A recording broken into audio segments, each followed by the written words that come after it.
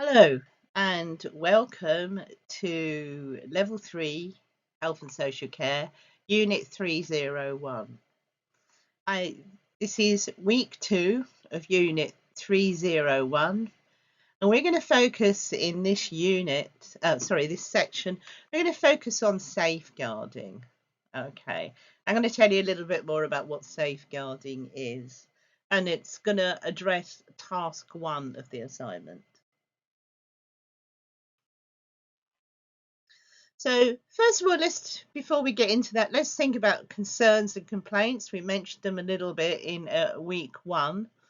Um, it's a reality that very few users of adult social care services do complain, and I did say to you before they're often worried about rocking the boat or losing their services if they make a complaint. If they make a complaint, will somebody take it away?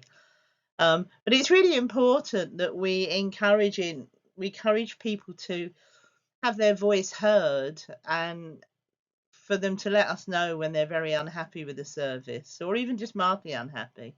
It is promoting their human rights, and it's also developing their confidence and their independence as well. So it's something that we actively need to encourage in our day-to-day work. There's different ways that people can raise a concern or a complaint, and they can do it through an advocacy service. If they work in a care home, they may have a friend, so it can be an informal advocate or a relative who can speak on their behalf if they find it difficult. Or they may use a formal advocacy services that you can actually apply to if you don't have any sort of friends or relatives who will speak up for you.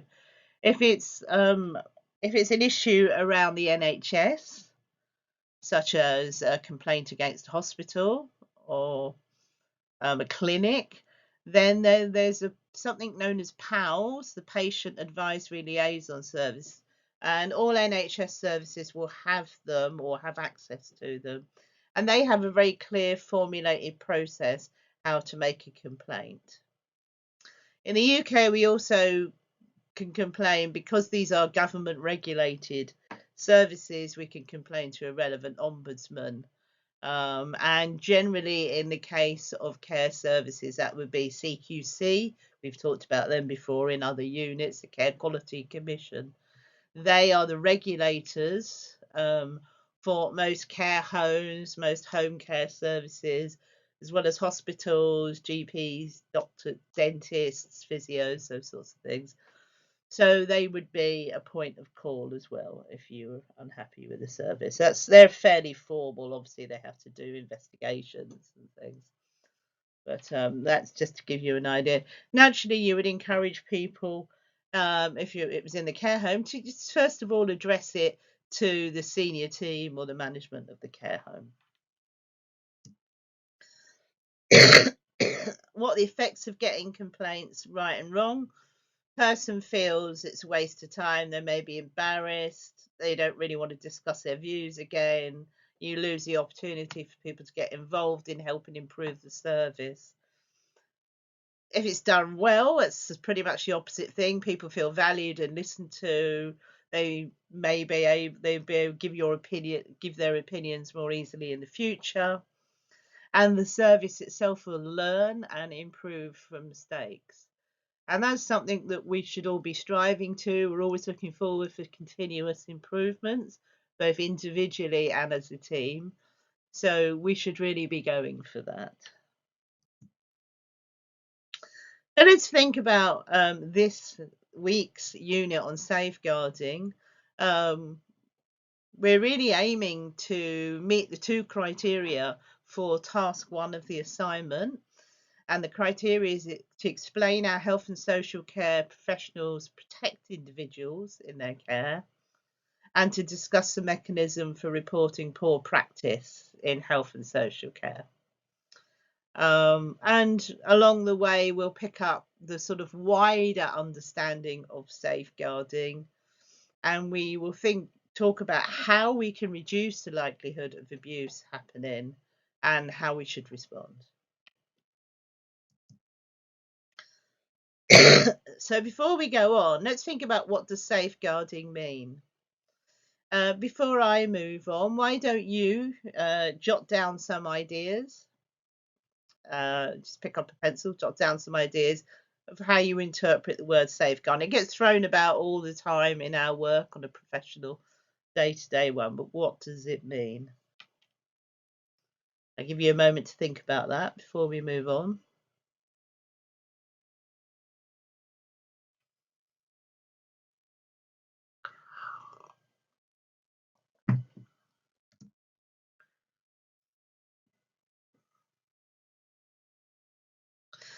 So, thinking about safeguarding, you've got your thoughts about what does it mean. Let's first of all look at some of the principles of safeguarding. First of all, we'll think about, we know that safeguarding is about looking after people, it's about guarding them from risk and abuse. Let's think about the sort of people we might be guarding.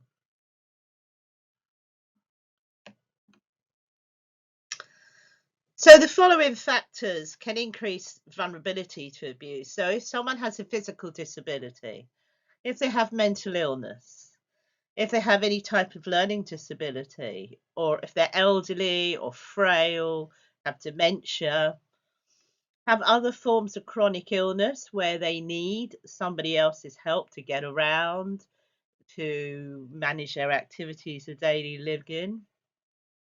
If they have emotional or psychological difficulties such as depression, anxiety, or again, they may need support, maybe not all the time, but sometimes. All of these people are more vulnerable to abuse than maybe others. And there are different circumstances that can increase an individual's vulnerability as well. So you may be someone who, even though you have some issues and you do have some vulnerabilities, you often manage quite well. But there may be certain times when you can be more vulnerable than others. And that can be maybe if you're isolated, if you don't have contact with other people, the only person you have contact with is your carer when they come into your home to help you with your activities of daily living. And then you hardly ever see anyone else. So you've got no one else to talk to, no one else to notice if things are happening to you. If you have a communication difficulty, so if someone does abuse you and you're not able to really tell someone or explain it, remember that person is much more vulnerable too, or much more at risk. If you have a different perspective and you don't always understand that behavior in general society might be considered as abusive.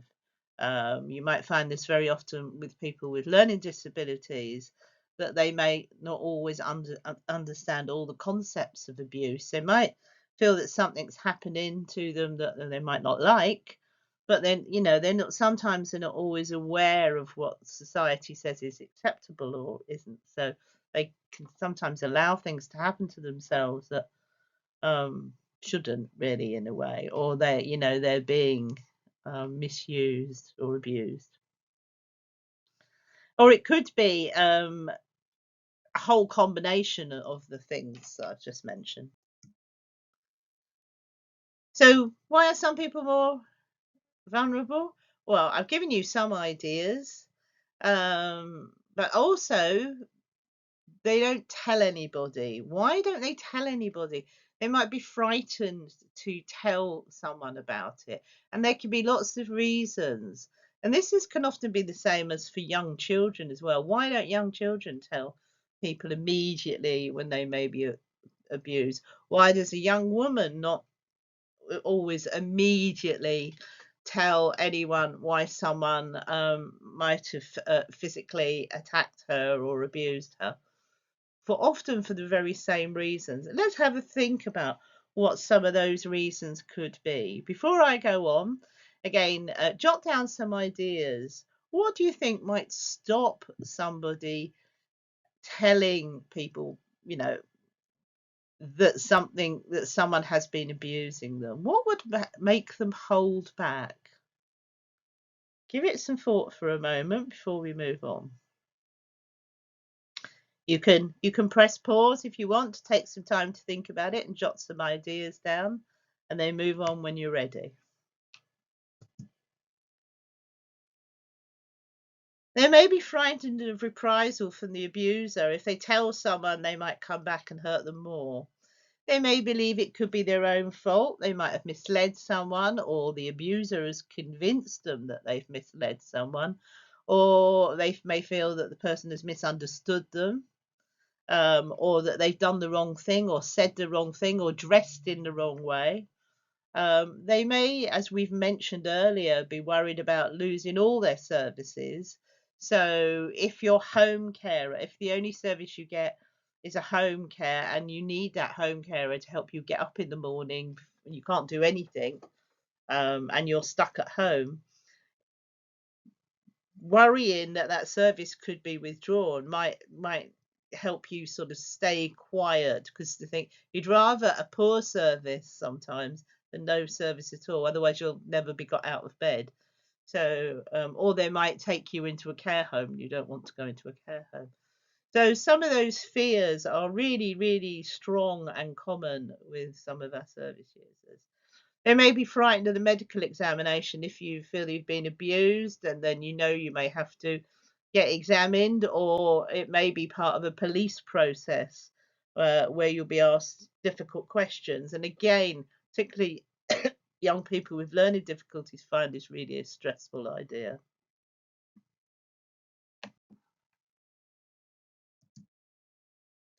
So, thinking about harm then. So, we know about why people may be reluctant to say anything.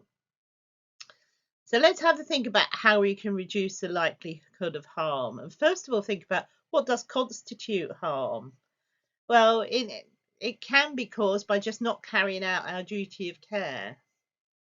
If an individual wishes to make what we might consider an unwise decision, but they have that capacity to make that decision, it'd be wrong of us to prevent them from pursuing it.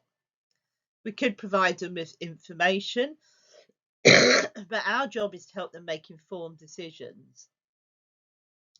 So safeguarding someone doesn't mean saying, don't do anything risky. It means helping someone make the most informed decision you can. And I know that for a lot of people, that can be a real dilemma if you feel that you're sure that something could really go wrong.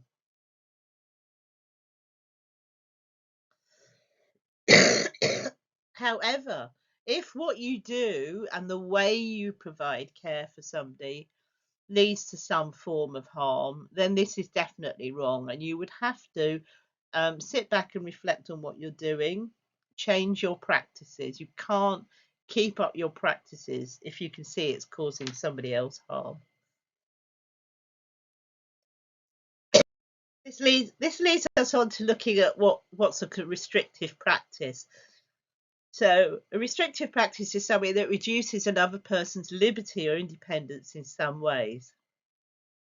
And if they can't be clearly justified, they could be construed as abuse. So let's have a think about some examples of that. Removing someone's walking aid, placing it where they can't reach it, for example, putting something out of their reach. Not providing someone an alarm so they can't summon assistance in an emergency. Overusing sedative medication so people can't function every day. These are all things that have happened, sometimes with the best of intentions, but actually have been considered abuse. And before you move on, I'll give you a moment just to see if you can think of any examples you might have heard about, read about, or even seen that could also be considered a restrictive practice like that.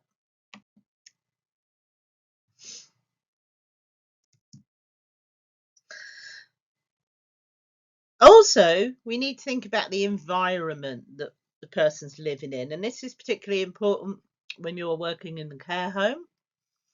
thinking about how can that care environment undermine people's dignity of rights, or how can it promote people's dignity and rights? So in the next two slides, we're going to look at aspects that make up a good care environment. Here's a little diagram here. It looks like a day room in a care home, something you'll probably recognise. And here are some of the examples of the positive aspects of a good care environment. It's not really about the furniture, although there's a nice piano in there and things like that. It's about making sure that they have the type of furniture that they need for their needs, that is comfortable and supportive. It's about having flexible routines so that individuals can do things at different times. It's about identifying people's communication needs and using what's required. Lot of one-to-one work instead of talking to people as a group. Using pictures, graphics, body language, visual supports as well when it's necessary. Letting service users take positive risks. This is about like not cutting them out from the garden, making sure people can come in and out when they want to. Going with someone if they need some sort of support. Staff being clear about their roles and responsibilities. They're there not to do things for people, but to do things with them, to be supportive and interactive. But also people need to feel safe and secure. So they need to know that everything is in good repair, that they won't come to any harm or injury from any of the machine, equipment, furniture that's being used. Here's three little scenarios about a care environment. What do you think might be wrong with these scenarios? Just take a moment, have a look at them, and jot down the ideas. Are these, first of all, positive or negative care environments? Have a little think about why. I think you'll find the answers quite easily, really.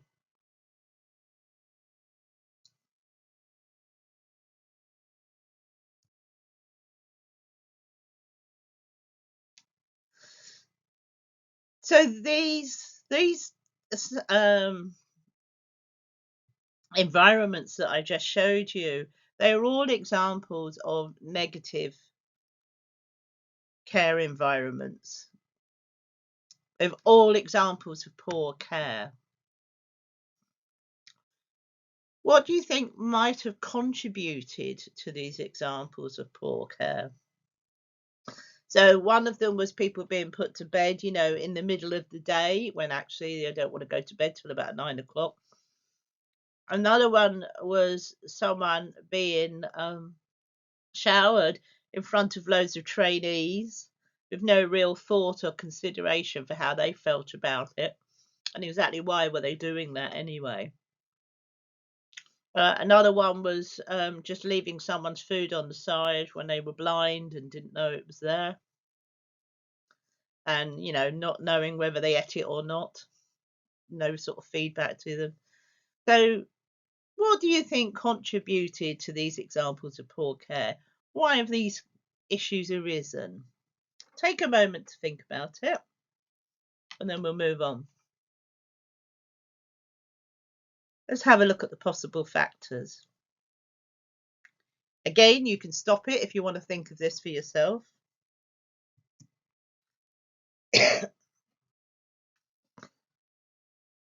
Some of the contributing factors may be staff not really sure about their roles and responsibilities. What are they supposed to be doing? What are the procedures in the care home? What are the policies? What is expected? Another is service users are probably not encouraged to complain about something or to question or query something, or maybe there isn't a process for them. Thirdly, routines aren't person-centered. It's not created around the needs of the individual. We're just sort of treating people as an inconvenience almost.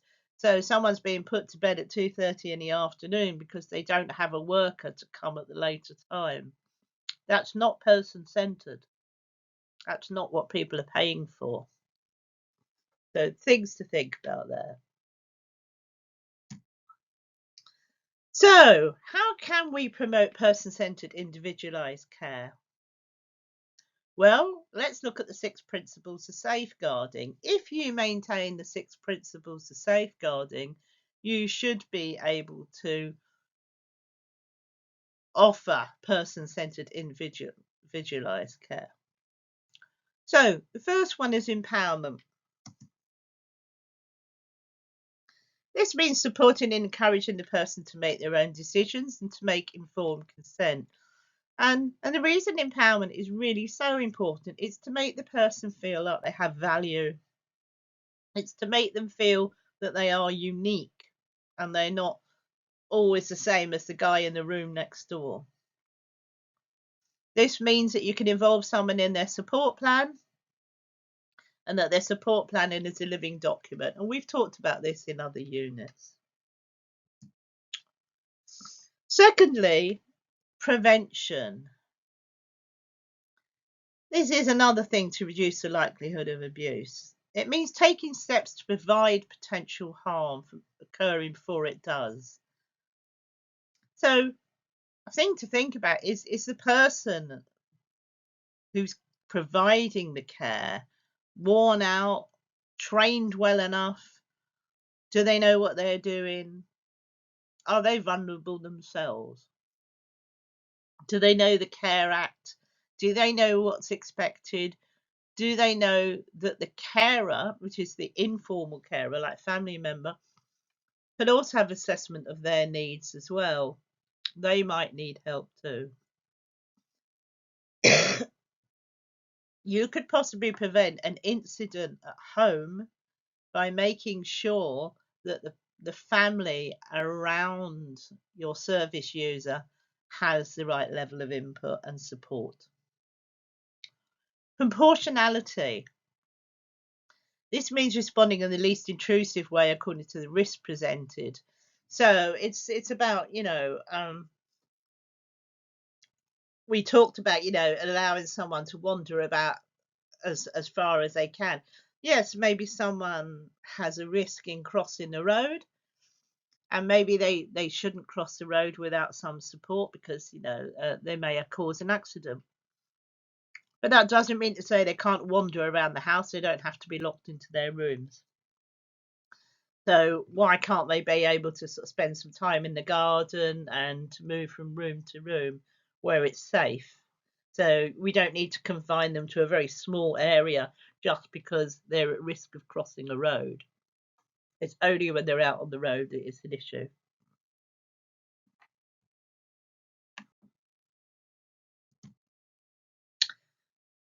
Number 4 is protection. That means with people who've got our greatest need, we do have a duty of care. We do need to support people who are fragile, who can't communicate verbally. We do have that protection role. We're protecting them from other people as well. Partnership, we do need to work together. It's team working. Good team working enables someone to have their care plan work well. Most important partnership is between you and the service user as well. There needs to be a good rapport, a good interaction. You need to have the communication skills that they need. So if you don't have the language that they speak, you, as a key worker, maybe start trying to learn some phrases, or make sure at least when you're setting up the care plan, you have an interpreter to help you work together. The partnership is about working with the colleagues in your team as well, remember. Good communication between the team will provide good service to the service user, and it will keep them safe. If people forget to jot little notes down in the diary about something that was due to happen, and then someone forgets to do it because no messages were left for them, yes, it can be inconvenient. Yes, it can cause a problem to the service, but it could also cause a risk to the client as well. And also accountability. We all have accountability. We need to be open and transparent. We need to keep our documentation nice and clear. We need positive, open forms of communication. We need to be transparent in the work we do and not hide things from people. If we make a mistake, we need to face it openly. We need to discuss it. We need to learn from it. It's not about casting blame. It's about teams learning and growing, really. So record keeping is really, really important, and it must help the person who's being looked after feel confident that they are actually really the focus of the care that's being delivered, and not, you just don't deliver it when it's convenient to you. It should be convenient to them, really.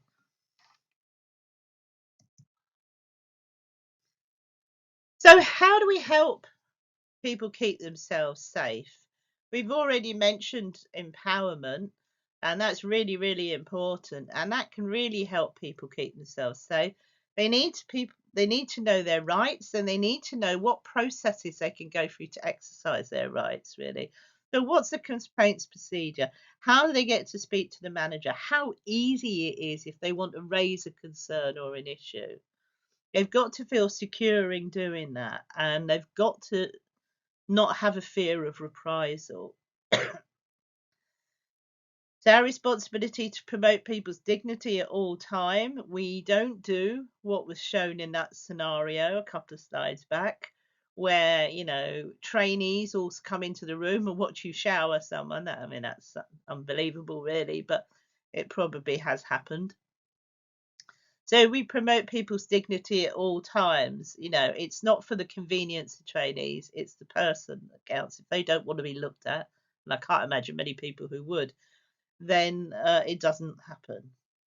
Also promoting anti-discrimination practice. Bear in mind that people have stereotypes, people have ideas about different cultures, different races, different sexual orientation, and just thinking about some of those and making sure that as a staff team we promote anti-discriminatory practice at all times, so we don't discriminate against their service users on any grounds whatsoever. Hand in hand with that is obviously promoting equality and opportunity, making sure all of your service users get all the opportunities they need. People don't get left out because they're in a wheelchair, or because they can't communicate very well. They don't get left behind from the trips and things like that. That you make sure if there is an issue, you find a way to resolve it so they get as many chances as everybody else. And that's about looking at the accessibility of the building. Have we got ramps? Have we got too many stairs? What can we do? And again, involvement in decision making. This we come back and back to this, really, that service users are always at risk of abuse if they're not really involved in the decision making process.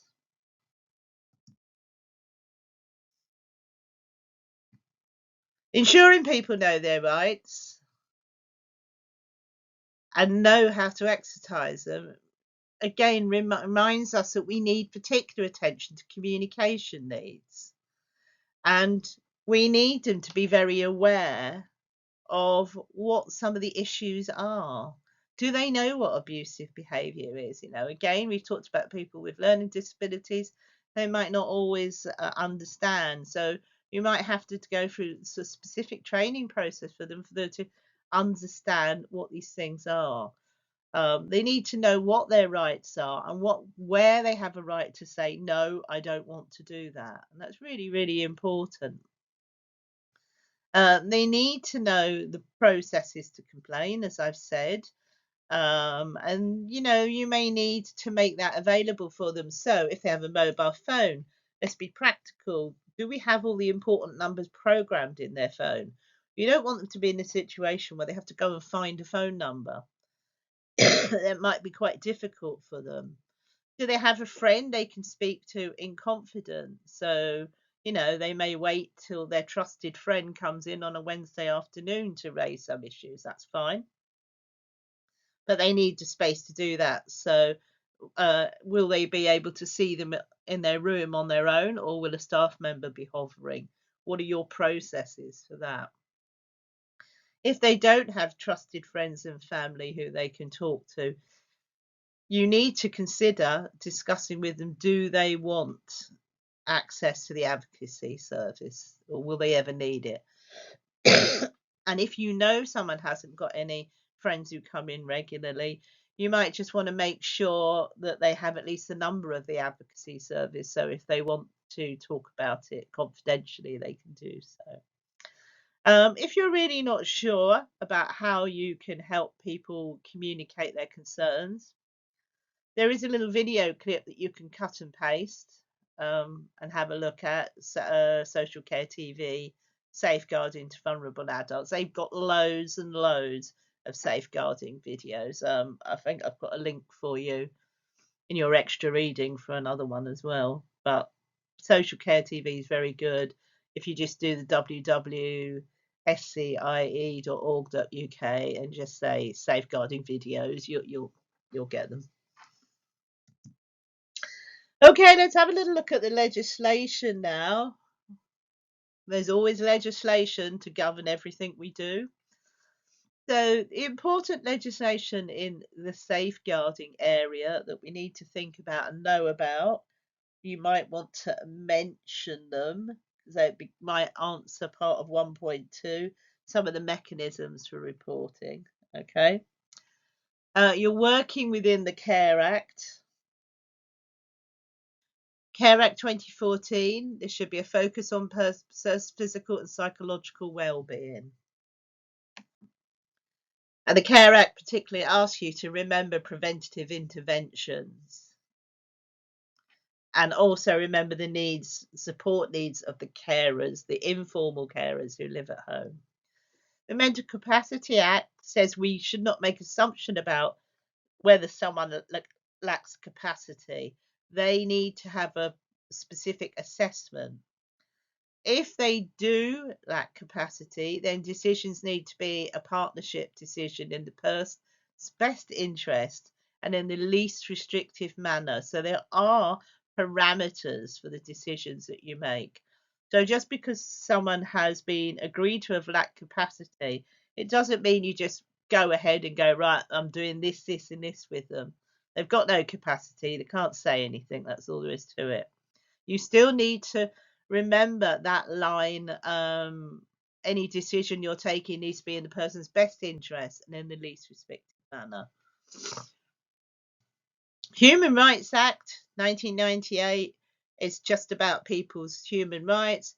It's about protecting someone from risk, and there should be no threat to the basic rights such as the right to life, the right to privacy, and the right to enjoyment of family life. So those sorts of things cannot be contravened by the work you do. And if you do, you have to justify exactly why you have contravened it and for how long.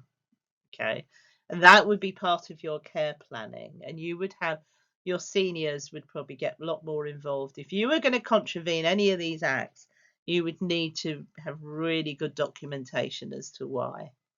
And if that isn't so, then you need to challenge and question these sorts of decisions because maybe sometimes people get a little bit out of touch with what they're doing.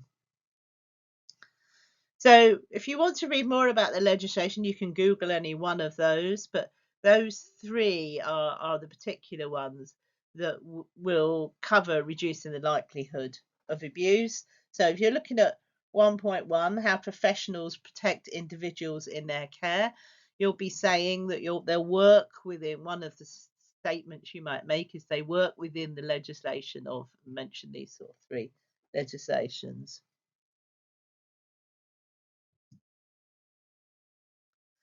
So a little bit of focus on the Care Act. It has a very legal framework, how local authorities and the system should protect. It tells you what you should protect people from, and it goes into quite a lot of detail, as you can imagine.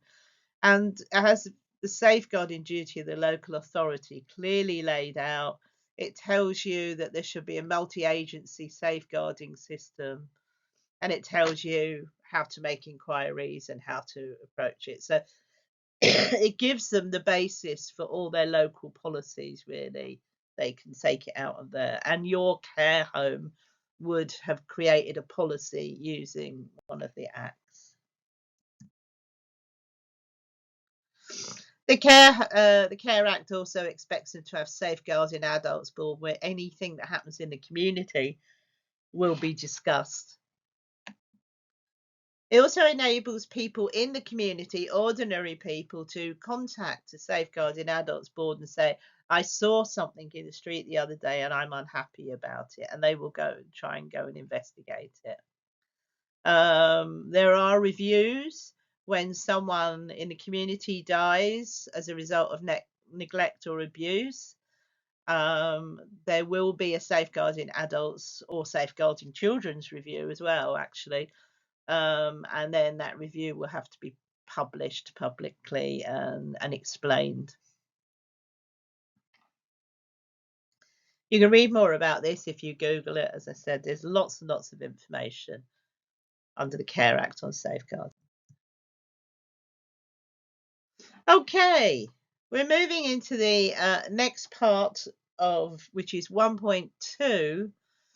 And about what are you going to do if you think there's been some abuse? The criteria asks you to discuss mechanisms reporting poor practice in health and social care. So what do you do if you think something?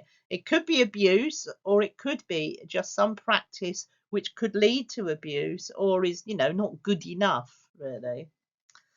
So the most important thing, let's thinking about if we'll actually think we suspect some abuse. Most important thing to do is be calm. And remember, we've talked about how difficult it is for the individual to speak up.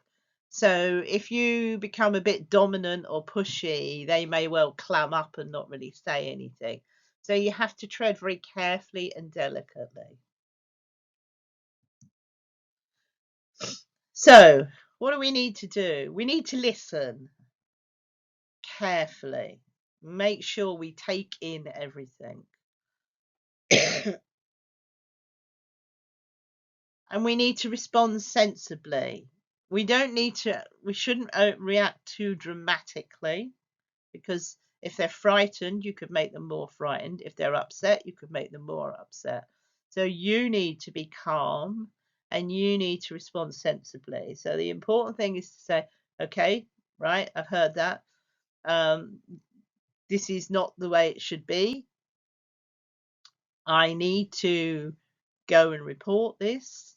I need to go and speak to my manager. We need to get something done for you.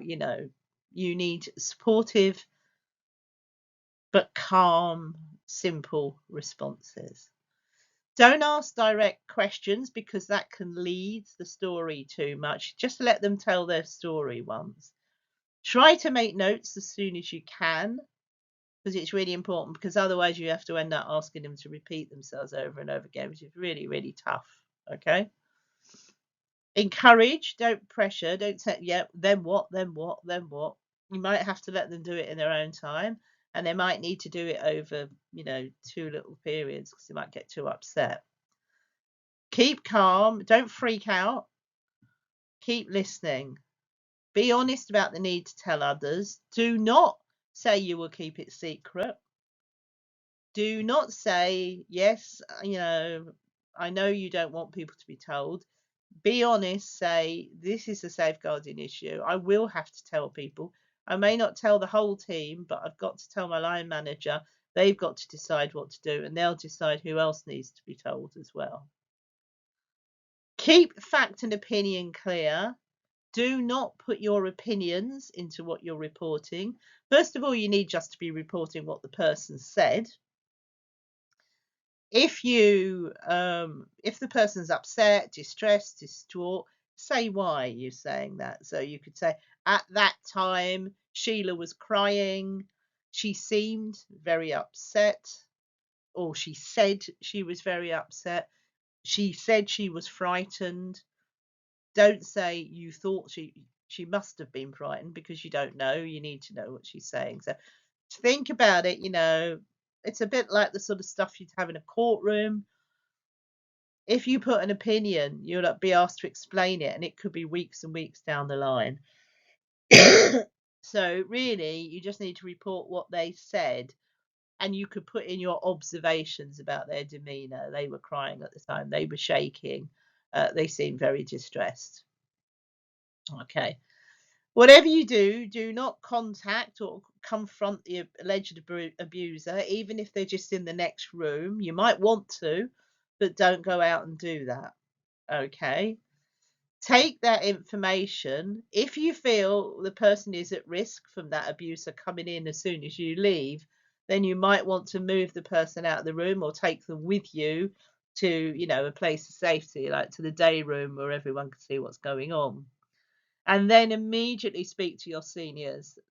Um, Depending on what the policy is in your local team. So if it might be, if it's an abuse, you go directly to whoever's in charge of the shift on that day, or it might be that you go direct to the manager who's there 9 to 5 or something.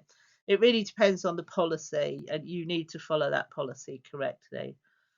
At the moment, you keep the details confidential, depending on the need to know list in your organizational policy, but you do not discuss it with anyone else until the manager takes it through the policy, and then maybe other people might be involved. Okay, so the most important thing is keep confidentiality. Bear in mind that some abuse can be so serious that the police may need to be called, and they may choose to investigate. So you need to make sure that you have followed your organization's policy, and that you've been as discreet as you can. Because the last thing you need to do is have your abuser on the run, because you've let them know about it, and the police, have come and they've said, well, where are they? Oh, no, I've told them and they've run away. So you need to keep confidentiality until you're told not to, or until you're told who else you can speak to. Okay. Most important thing, any questions, read your organizational policy. There will be one for the reporting. What to do? There's some other priorities. 4 priorities, always a good guideline. Protect. If the individual is at immediate harm, take them to a place of safety.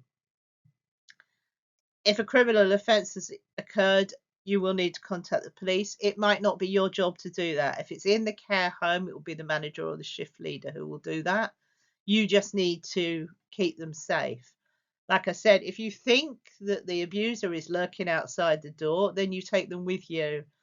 Take them to the day room, somewhere where you can see them, or the dining room, or where there are other people about, and keep an eye on them while you're doing your report. Report to your supervisor, line manager, or if you're working out in the community, you need to report to your agency, and then to adult social care, or to whoever the social worker is. Preserve any evidence. Again, it really depends. If someone has been abused in their night clothes, don't shower them, and you need to take their night clothes and maybe the bedding, wrap them up. You need to be wearing gloves, so you do not tamper with any evidence. And they need to be bagged up, and then you take them away. Okay. If there's any, if you think someone's been robbed, don't touch the drawers. If they say my jewelry was in that drawer, don't touch it. Don't tidy up. Don't put anything away. leave it as it was. You might even want to have their, lock their room off for a bit. You've taken them out of their room, just say, we're just going to lock your room now until someone comes along and investigates, and then move them away. Okay. Don't be the one who destroys the evidence. So remember, as soon as she starts to tell you something like that way, if you do have to help them get dressed, then wear your gloves, bag up their stuff, put it separate, don't let anyone tamper with it. Okay. If you do think there's been some physical abuse, then don't let them have a shower for a while until you've been guided. So you might just say, okay, we'll just put a dress on for now, and then come outside. And then record, and do your reference immediately. Try to do the two at the same time if you can. Okay, final points really. We've done a lot here. And it's to remember safeguarding is not just about protection. That's one side of the coin. But the other side is empowerment, really, how to respond to abuse. And sharing of information is really important, and it's everyone's responsibility to protect individuals from abuse. The focus really should be on the person's individual needs and perspectives. Try to deal with emotion. Try to deal with your own emotions. It's not always going to be possible to completely prevent incidents of abuse, but we can do what we can. Work within our processes. Don't disbelieve people. You're just wasting time. Believe your instincts. If you feel concerned that this person has experienced something, then act on it. Okay? You really do need to go with your instinct sometimes, and do what feels right. If you've got someone, even if you think what they say sounds outrageous, best to bring somebody more senior in and let them sort of look at it, or discuss it with them, so that you've done the right thing. Don't ever not do anything about it, because if it turns out later down the line that you basically ignored something because you thought what you'd heard was too crazy to be believed, then you've done no favor for your service user, but you've done no favor for your own job and your own personal development either. So bear that in mind. So that's part of your process. You can read up a little bit more. I've put on extra reading, a video as well that talks about managing it, and it's very much focusing in a care home, with people acting out different roles. It's quite tough viewing in places, but it will consolidate everything for you. I've also added a handout which is about the types of abuse, and I would like you to make yourself more familiar with them, because the types of abuse have actually expanded over the last few years, and there may be some things on it that you would never have thought of before. So you need to familiarize yourself. Some of them will be really obvious, like, unfortunately, physical and sexual abuse, hitting and pinching people, stealing their stuff. But we need to sort of think about things like modern slavery and that sort of type of abuse as well. So please read that. And I've also added a workbook for a game for you to help to consolidate. So watch the video, do the workbook. But to do the workbook, there's a section that will need you to read the handout probably before you do the workbook. And that will cover most of what we said. You should be able to do 1.1, how do professionals protect? So think of some of the things we've said, by creating the right environment, by empowering people, by, person-centered. And then what are the mechanisms? And remember, that's the most important mechanism is to use the policy of your organization and to follow the steps. They're all going to be pretty similar, and they all will have the similar steps to some of the things that I just went through with you. But if you're unsure, maybe get hold of the policy for your own organization and read that. Okay, there we go. That's pretty much safeguarding for this week. I'll see you for the next week. Just the 2 assignment criteria reminders there. Okay, thank you.